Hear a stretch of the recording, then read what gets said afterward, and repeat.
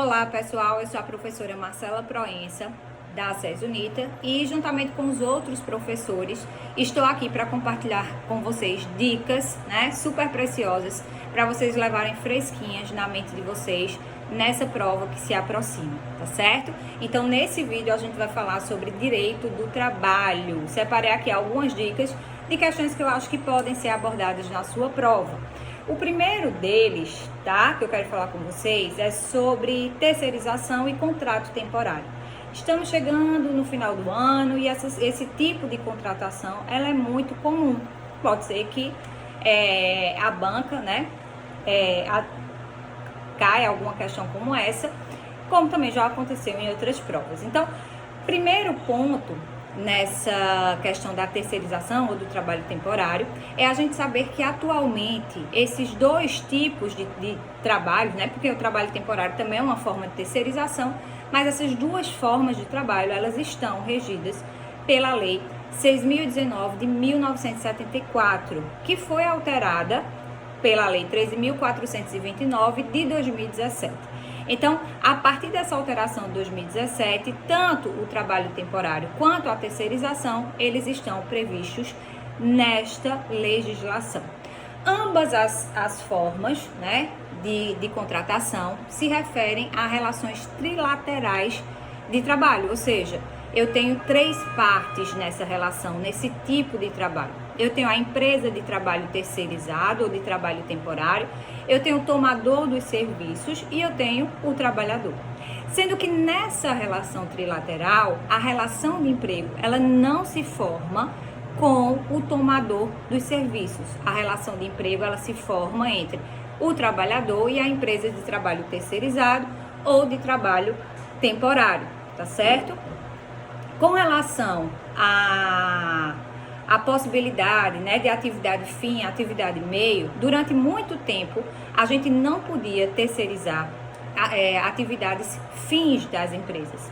Mas a partir dessa alteração na legislação, a grande novidade é que hoje é permitido terceirizar tanto a atividade meio quanto a atividade fim, o que acabou, essa alteração legislativa acabou contrariando o entendimento antigo do TST na súmula 331, que dizia, que vedava a contratação de terceirizados para atividades fins das empresas. Hoje, o entendimento é de que é possível, sim, terceirizar atividades fins das empresas, tá certo? Quanto à responsabilidade do tomador dos serviços com o trabalhador, essa responsabilidade ela é subsidiária, ou seja, o trabalhador primeiro demanda a empresa de trabalho terceirizado, a empresa de trabalho temporário, e se não for suficiente, aí sim é que ele pode demandar o tomador dos serviços. Então, regra geral, a responsabilidade vai ser subsidiária. Mas existe uma exceção e acabou caindo recentemente em prova, quando a empresa de trabalho temporário, ela decretar falência. Nesses casos, a responsabilidade deixa de ser subsidiária e passa a ser solidária, tá certo? Então, regra geral, a responsabilidade é subsidiária. Exceção, pode ter responsabilidade solidária nos casos de falência. E a forma, como é que deve ser a forma de contratação? Vocês sabem, nós já estudamos que o contrato de emprego é um contrato realidade. Então, não importa a forma. A própria CLT, ela traz pra gente que o contrato de emprego, ele pode ser tácito ou expresso. E quando ele é expresso, ele pode ser escrito ou verbal. Essa é a regra geral. Mas existem algumas exceções em que a própria legislação vai exigir que esse contrato ele seja feito expresso e de forma escrita. Esse tipo de contratação é um exemplo, assim como o contrato de aprendizagem, o contrato de trabalho intermitente. Então, a própria legislação vai dizer quando esse contrato ele precisa ser expresso, escrito. Mas a regra geral é que ele pode ser até tácito, tá certo? Deixa eu ver o que mais aqui que eu posso falar com vocês. Já, que a gente tá falando dessa forma, né? E eu falei do contrato de aprendizagem, é importante, então, a gente também falar um pouquinho do agente capaz. Vocês sabem que, via de regra, a idade mínima para contratação de uma pessoa como empregado é aos 16 anos. Mas existe uma exceção a essa regra que permite a contratação a partir dos 14 anos de idade. E essa exceção é para o contrato de aprendizagem. Então, o jovem aprendiz, ele pode ser contratado a partir dos 14 anos. Então, já que eu falei que o contrato de aprendizagem é uma exceção a essa regra, né, que não exige uma formalidade específica para a validade do contrato, vale a pena mencionar também essa questão da idade. E já que eu estou falando do trabalho, né, abaixo dos 18 anos, não é demais lembrar que existe a vedação constitucional para os menores de 18 anos dos trabalhos perigosos, insalubres e noturnos, tá? É possível, regra geral, contratar a partir dos 16, ok? Exceção a partir dos 14 para o jovem aprendiz, mas lembrem-se, trabalhador com idade inferior a 18 anos, ele não pode exercer trabalho perigoso, insalubre ou noturno, tá? Lembrando também que é proibido o trabalho doméstico para os menores de 18 anos. Outro assunto também que eu quero destacar aqui com vocês é o teletrabalho.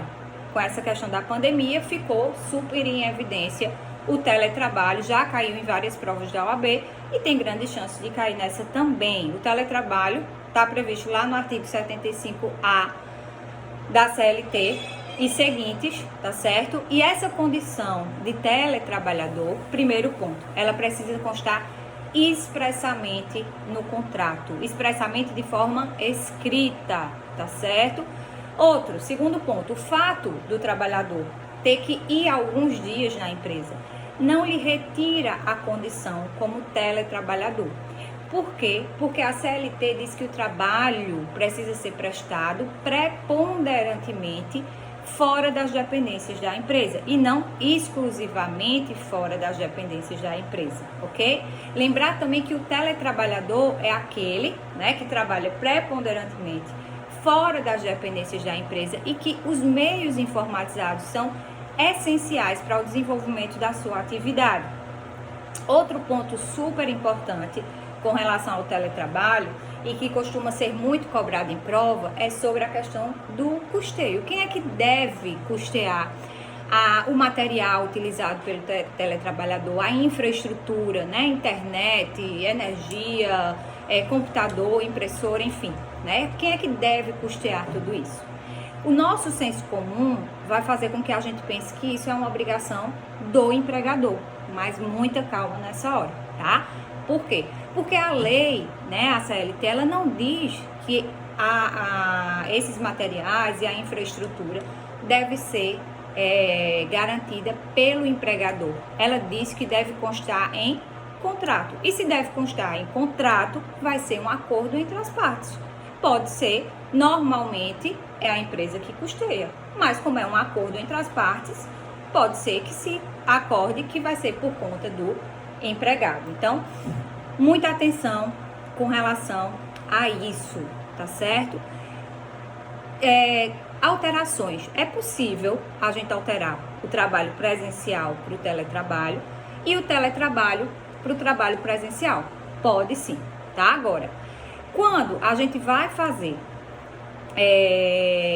alteração do teletrabalho para o trabalho presencial, isso pode ocorrer por um ato unilateral do empregador. Eu não preciso do consentimento do empregado quando eu quero tirar ele do teletrabalho e colocar ele no presencial. Porque é como se o legislador imaginasse que o presencial é mais vantajoso. Então, se é mais vantajoso, eu não vou exigir a concordância do empregado, tá certo? O que é um equívoco, mas está aqui na lei. Na prova da OAB não nos cabe, né, tá contestando aqui o que tem na legislação. Então, ó, quando eu vou mudar do teletrabalho para o presencial, é um ato unilateral. Eu não preciso da concordância do empregado. Quando eu vou mudar do presencial para o teletrabalho, aí sim, depende da concordância, do consentimento do empregado. Em ambas as situações, eu preciso fazer um aditivo contratual escrito, ok? E, para finalizar essa questão do teletrabalhador, vamos falar sobre a duração do trabalho. O teletrabalhador, ele está expressamente excluído do capítulo da duração do trabalho, conforme determina o artigo 62 da CLT. Então, o teletrabalhador, de acordo com a CLT, por exemplo, não tem direito à hora extra, mesmo que ele faça, mesmo que ele trabalhe, né, em jornada extraordinária. Ainda assim, por lei, ele não teria direito à hora extra, porque a CLT exclui expressamente esse teletrabalhador do capítulo da duração do trabalho, ok? E já que eu falei do artigo 62 e dos teletrabalhadores, não custa lembrar dos outros empregados que também estão excluídos do controle de jornada e, a exemplo do teletrabalhador, não teriam direito à hora extra, tá? É aqueles empregados que exercem atividades externas incompatíveis com o controle de jornada. Então, se o empregado ele trabalha de forma externa e o empregador não tem como controlar a jornada dele, ele está excluído do controle de jornada. Por exemplo, uma pessoa que trabalha como vendedor, fazendo entrega, mas não tem nenhum controle. Ele que faz o horário dele, ele que faz o roteiro, está excluído. Mas, se essa empresa coloca um GPS, coloca algum programa que vai controlar toda a rota, todo o horário, sabe a hora que sai, sabe a hora que chega, aí sim, ele vai fazer jus sim a todo o regramento daqui do capítulo da duração do trabalho. E estão excluídos também do capítulo da duração de trabalho os gerentes ou aqueles que exercem cargos de chefia, né? Chefe, diretor, enfim, supervisor, todos aqueles que exercem esses cargos de gestão. Então, eles também estão excluídos do capítulo da duração do trabalho. Mas, esse grupo aqui específico só estão excluídos do controle, né, de jornada e desse capítulo da duração do trabalho se, tá, quando o salário do cargo de confiança, compreendendo a gratificação de função, se houver, for inferior, né, não for inferior ao respectivo salário acrescido de 40%. Então, ó, para os gerentes e cargos equiparados estarem excluídos do capítulo da duração do trabalho, é preciso ter o cargo de gestão e ganhar esse patamar salarial de pelo menos 40% a mais do que o seu salário efetivo, ok? Então, estão aqui excluídos do controle, né, de jornada e desse capítulo da duração do trabalho, quem exerce atividade externa incompatível com o controle de jornada, os gerentes observando esse patamar salarial mínimo que eu falei para vocês, do acréscimo de 40%, e os teletrabalhadores. Próximo ponto, composição salarial. Também tivemos muitas mudanças com relação a isso, tá? E hoje a gente tem remuneração sendo equivalente a quê? A salário mais gorjetas. Salário é pago diretamente pelo empregador e as gorjetas pagas por terceiros, tá? Então, as gorjetas, mesmo aquelas que são pagas, né, não vem já na nota de serviço, é opcional, ainda assim faz parte da remuneração do empregado e vai ter todas as repercussões legais nas outras verbas trabalhistas e nos encargos trabalhistas também. E o que é salário? Salário vai ser a importância fixa estipulada, e essa importância fixa pode ser em valor, mas também pode ser em percentual, porque vocês sabem que nós temos, por exemplo, os comissionistas simples, né, e o puro ou comissionista misto, em que o salário, no caso do comissionista puro, ele o salário dele é fixado somente com base em comissões. Claro que a gente assegura um patamar mínimo. Se ele não atingir, o empregador precisa complementar, tá certo? Mas, voltando aqui, salário é a importância fixa, mais gratificações legais, mais comissões pagas pelo empregador, tá? Então, o salário hoje é composto por essas três parcelas. e não tem natureza salarial. E aqui vale a pena a gente ler o parágrafo 2º do artigo 457 da CLT. As importâncias, ainda que habituais, pagas a título de ajuda de custo, auxílio alimentação, vedado seu pagamento em dinheiro, diárias para viagens, prêmios, abonos, não integram a remuneração do empregado, não se incorporam ao contrato de trabalho e não constituem base de incidência de qualquer encargo trabalhista ou previdenciário, tá? Então guarda isso na memória, o que tem natureza salarial e o que não tem natureza salarial, ok? Principalmente o que não tem. Outro ponto importante é a questão, nesse momento de crise, essa modalidade de extinção do contrato de emprego também tem ficado em evidência, que é a possibilidade de extinção do contrato de emprego por acordo entre o empregado e o empregador. Nesse caso aqui, que está lá no artigo 484A da CLT, como é que vão ser pagas as verbas rescisórias, tá? Veja, a extinção contratual feita por acordo entre empregado e empregador vai ser paga, né? Algumas verbas são pagas pela metade. Quais são? Aviso prévio, quando for, né, indenizado, ou seja, pago em dinheiro, ele recebe pela metade. A multa do aviso prévio também recebe pela metade. Então, ao invés de receber 40%, ele vai receber somente 20%, tá certo? O saque do FGTS, ele não pode sacar 100%, ele só pode sacar 80% e não tem direito ao seguro-desemprego. Então, pessoal, importante aí fazer essa leitura desse artigo 484A da CLT. As outras verbas, ele recebe 100%, 13º, férias, saldo de salário, mas recebe pela metade, aviso prévio, multa do FGTS, só pode sacar 80% dos depósitos do FGTS e não vai ter direito ao seguro-desemprego. E para finalizar, quero falar um pouquinho sobre a LGPD, tá?